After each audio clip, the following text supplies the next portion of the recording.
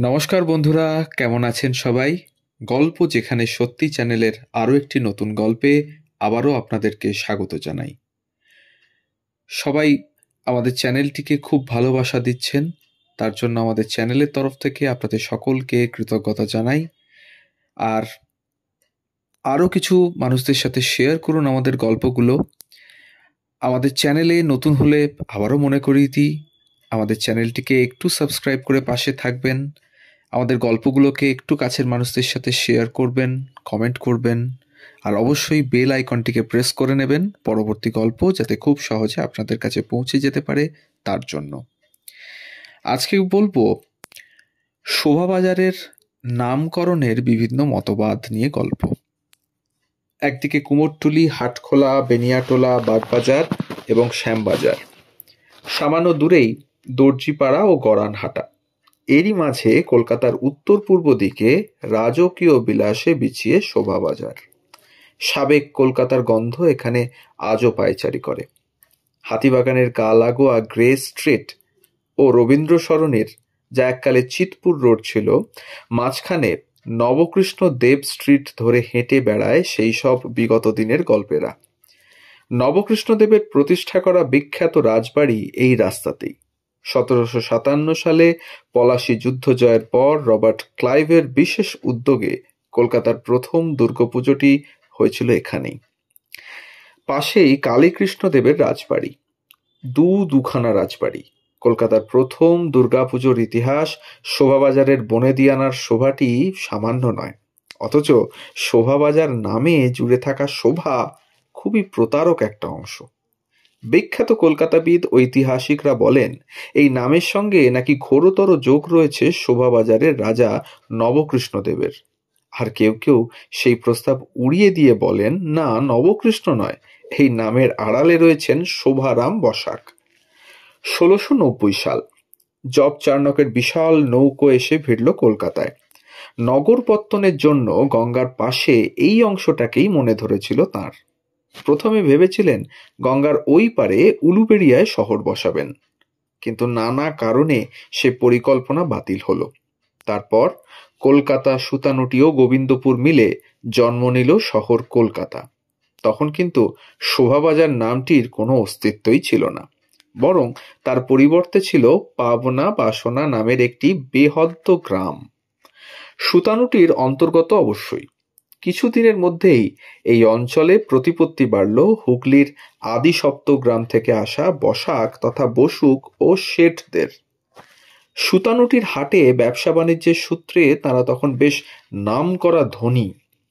এই বসাক বংশেরই একজন বিখ্যাত পুরুষ শোভারাম বসাক, তৎকালীন কলকাতার বিশিষ্ট ধনী ব্যক্তিদের মধ্যে একজন।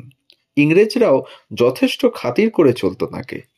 নেহাত খুব কম নাম ডাক সম্মান ছিল না তার। নবকৃষ্ণদেব ছিলেন ইংরেজদের মুন্সি, রাজা উপাধিও ইংরেজদেরই প্রদত্ত। সাহেবদের খিদমতকারী তার বাধ্যতামূলক পরিণতি। এমনকি পলাশীর যুদ্ধে তিনি নাকি সিরাজউদ্দৌলার বিপক্ষে দাঁড়িয়েছিলেন, অথচ ইংরেজদের পক্ষে।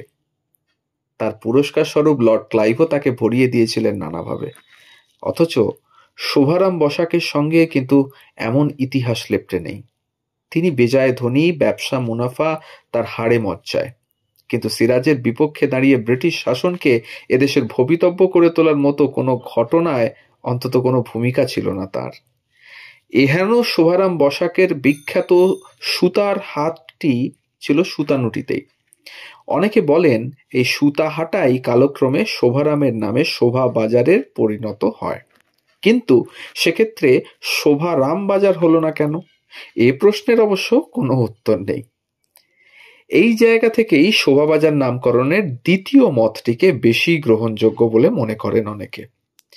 এই মতে শোভাবাজার নামটি এসেছে সভা বাজার থেকে, আর এই নামকরণের ইতিহাসে জড়িয়ে আছেন রাজা নবকৃষ্ণদেব। সুকুমার সেন, হরিসাধন মুখোপাধ্যায়ের মতো পণ্ডিত মানুষরা এই দ্বিতীয় মতেরই পক্ষে। বাংলা স্থান নাম বইতে সুকুমার সেন লিখছেন, ঠিক বানান হইবে সভাবাজার, নবকৃষ্ণের রাজসভা হইতেই এই নামের উৎপত্তি। অবশ্য সামান্য পার্থক্য রয়েছে হরিসাধন মুখোপাধ্যায়ের বয়ানে। কলিকাতা সেকালের ও একালের বইতে তিনি বলছেন 1775 সালে নবকৃষ্ণদেবের মাতৃবিয়োগ ঘটলে তিনি বিরাট জাঁকজমক করে শ্রাদ্ধানুষ্ঠান আয়োজন করেছিলেন। সেখানে রাজরাজা, মন্ত্রী, জমিদারদের ভিড় ছিল চোখে পড়ার মতো। ভোজসভার আয়োজন ছিল রাজকীয়। সেই থেকেই নাকি সুতানুটির পাবনা বাসনা গ্রামটির নাম বদলে হয় সভাবাজার। তারপর করমে লোকে মুখে সেই নামটি পরিবর্তিত হয়ে যায় শোভাবাজার। রাজবাড়ি শোভার সঙ্গে জড়িয়ে জন্ম নেওয়া লোক নিরুক্তি যাকে বলে। শোভাবাজার ঘিরে অঢেল গল্প।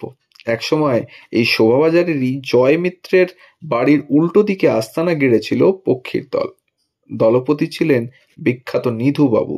নেশার ক্ষমতা ও স্টাইল অনুযায়ী পক্ষীরা এক একটি পাখির নাম পেত। সেই পাখির আচরণও নকল করত তারা। সে একদিন ছিল বটে, এখন সবই বিগত। প্রতি বছর 24শে আগস্ট শোভাবাজার রাজবাড়ির নাট মন্দিরেই আয়োজিত হয় সুতানুটি উৎসব। পরিচালনায় সুতানুটি পরিষদ। বলা হয় এই 24শে আগস্ট নাকি কলকাতা শহরের জন্মদিন। সে যা হোক, শোভাবাজারের নাম নিয়ে ধাঁধারা ঘন হতেই থাকে। কেউ কেউ বলেছেন এই অঞ্চলের আদি নাম নাকি সুবা বাজার। আরবি শব্দ সুবহ মানে রাজপুরুষ। সাহেব শুভ কথাটির শুভ এখান থেকেই আসা। রাজা নবকৃষ্ণদেবের সাহেব সংসর্গ বেশ ভালোই ছিল। তিনি আরবি, ফার্সি, উর্দু আর ইংরেজিতে চোস্ত ছিলেন। ওয়ারেন হেস্টিংসের ফার্সি শিক্ষক ছিলেন তিনি। গভর্নর ড্রেকের দোভাষী ছিলেন। ইংরেজদের সঙ্গে তার ওঠা বসা ছিল দেখার মতো। এমনকি হিন্দু বাড়ির পুজোয় ইংরেজদের আমন্ত্রণ ও আপ্যায়নের রীতিও নাকি তিনিই চালু করেছিলেন। অসিত দাস বলেছেন, নবকৃষ্ণদেবের সঙ্গে সাহেব শুভদের এহেন ঘনিষ্ঠতা দেখেই হয়তো অনেকে এই অঞ্চলকে সুবাবাজার বলে ডাকতে শুরু করেন। আর সেই থেকেই কালক্রমে শোভাবাজার নাম জন্মায়। শোভারাম বসাকের রাজার থেকে সভাবাজার কিংবা সুবাবাজার থেকে শোভাবাজার নামটির আড়ালে থাকা আসল কারণ খুঁজে বের করা এখন অসম্ভব প্রায়। তবু পণ্ডিতরা মাথা লাগান, তর্ক করেন, খোঁজ জারি রাখেন। মানুষের স্বভাবই তাই। আর শহরের স্বভাব বহরে গড়িয়ে গড়িয়ে বাড়তে থাকা। সেই বাড়াবাড়ির মধ্যিখানে নিজের মেজাজে থাকা যায় কিছু কিছু অঞ্চল। বনেদিয়ানা স্মৃতি বুনে শোভাবাজারের আসল স্বভাব ওই মেজাজটাই। তো এই ছিল আজকের গল্প, শোভাবাজারের নামকরণের ইতিহাস, তার গল্প। সেটা শোভারাম বসাকের থেকে সভাবাজার কিংবা সুবাবাজার, কিভাবে এলো শোভাবাজার, তাই নিয়ে গল্প। ভালো লাগলে অবশ্যই আমাদের চ্যানেলটিকে সাবস্ক্রাইব করে পাশে থাকবেন, বেল আইকনটিকে প্রেস করে নেবেন, কাছের মানুষদের সাথে একটু শেয়ার করবেন আমাদের গল্পগুলো, যাতে আমরা উৎসাহিত হতে পারি। আর অবশ্যই কমেন্টের মাধ্যমে জানাবেন কেমন লাগছে। সবাই ভালো থাকবেন, সুস্থ থাকবেন। ধন্যবাদ।